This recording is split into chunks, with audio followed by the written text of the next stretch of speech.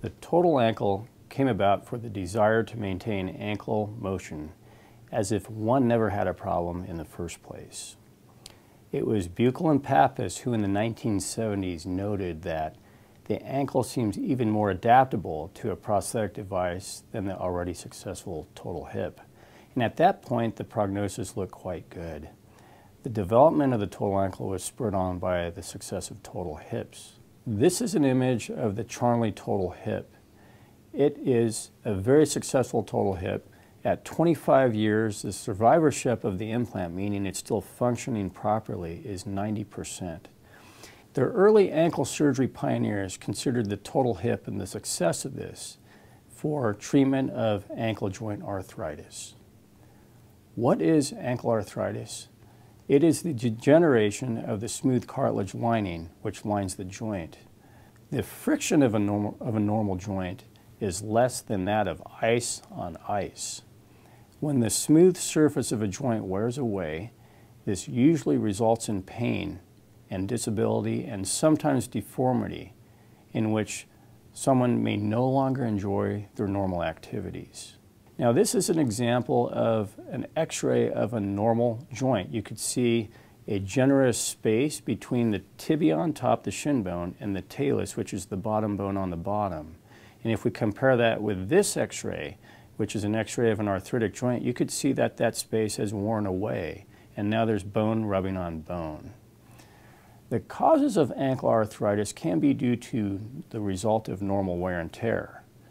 We do know, though, that ankle arthritis has a high relationship with prior trauma. Now, here's an x-ray of an ankle that has a sprain, and you could see the talus is tipped on the tibia. This is an example of someone who has broken their ankle. Both of these instances are precursors of causing ankle arthritis. This last image is of an image of cartilage destruction where you see this big pit in the dome of the talus bone. Now, it was Lord and Merritt in 1970 who saw the success of the total hip, and they tipped a hip implant upside down and implanted it into an arthritic ankle. This is an image of one such procedure, but this early attempt also failed. Even though the result was poor, it still spurred on people who thought they could do better. And so the surgeons in several different areas around the country developed the first generation of total ankle implants. These were by and large cemented. On this first image, this is an example of the Mayo total ankle. This second image is an example of the Newton total ankle, and then the third is the Oregon 3. All of these had failures early on, but we learned a lot from them. Often too much bone was cut away. The instrumentation for implantation was poor, and there was inaccurate positioning of the implant and even improper soft tissue balancing. Now, total hips continue to do very well. Once again, the ankle surgeons were spurred on by the successes shown by the total hips, and at this point in time, a 10-year survivorship, meaning the total hip was functioning well, was 90 to 95%, and at 20 years, it was 80 to 85%.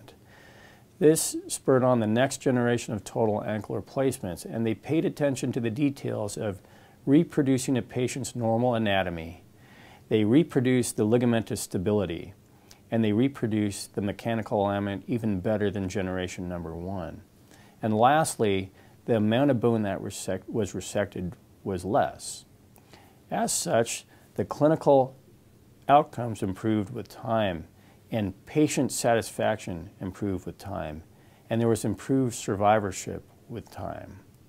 This slide shows just that. In the early series of generation 2, we had survivorship of about 65%, and then at the next decade it was in the 70%, and the following decade it was even higher. Now, compared with ankle fusion, most people notice a relief in their pain, a great satisfaction, and equivalence in walking between with total ankle replacement and ankle fusion. But the ankle replacement performs better than ankle fusion in such activities like stair climbing. A lot of people now, especially our Canadians to the north, feel that The total ankle is comparable to fusion in many areas, and in some cases superior to fusion. In our clinic, we looked up our results for the Scandinavian total ankle replacement, and at over 12 years, we're 94% survivorship.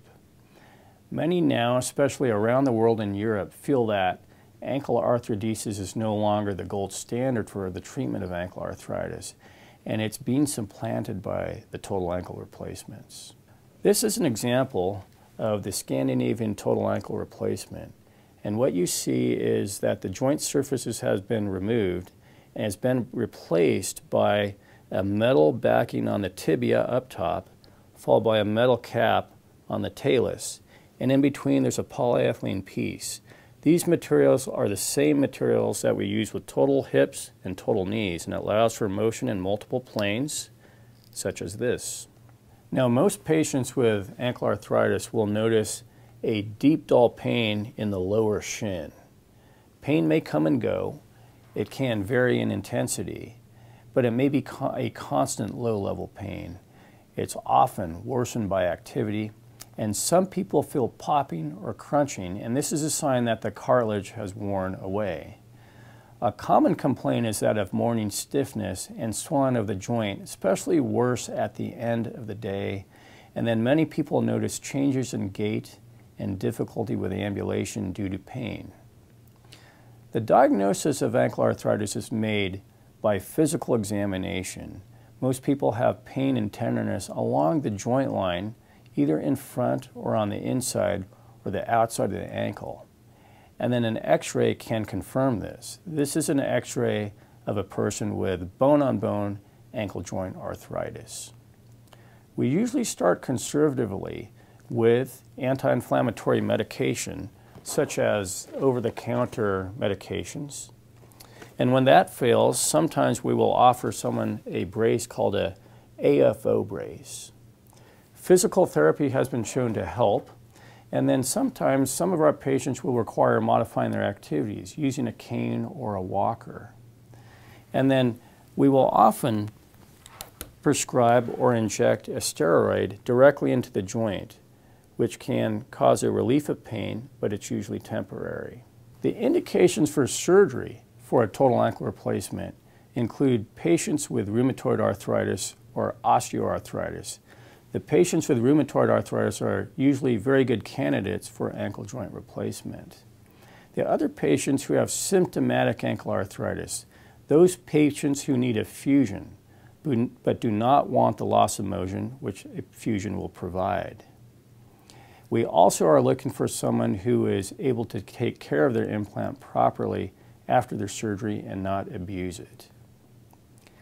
In general, we find that those patients with an ankle fusion on one side and an ankle replacement on the other side seem to like their ankle replacement better.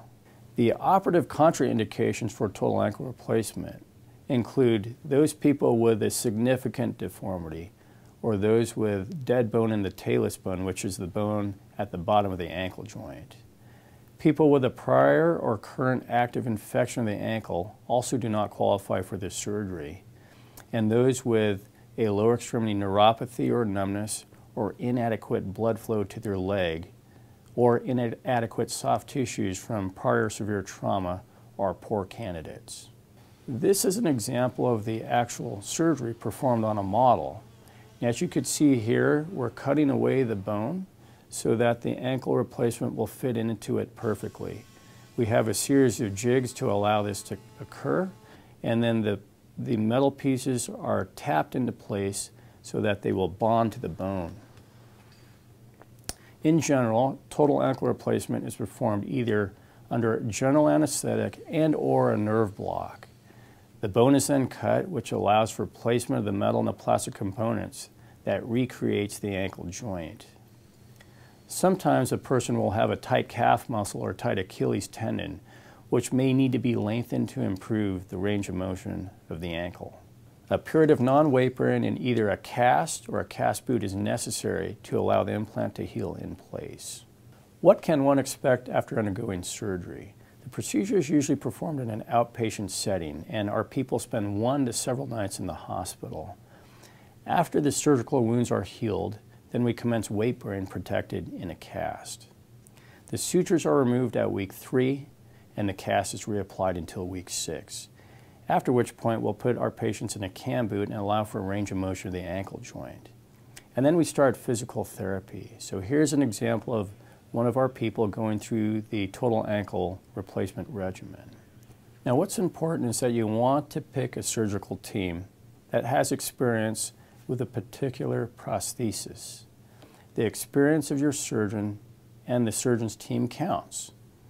You also want to pick a surgical team that is methodical and not overly aggressive. Make sure that what is being told to you makes sense to you. We also know that patient selection matters for good results. So pick a team that you trust and you're certain that they will take care of you after your surgery. Thank you for your attention. Should you have any further questions, please contact our office at the Coughlin Clinic at the St. Alphonsus Regional Medical Center.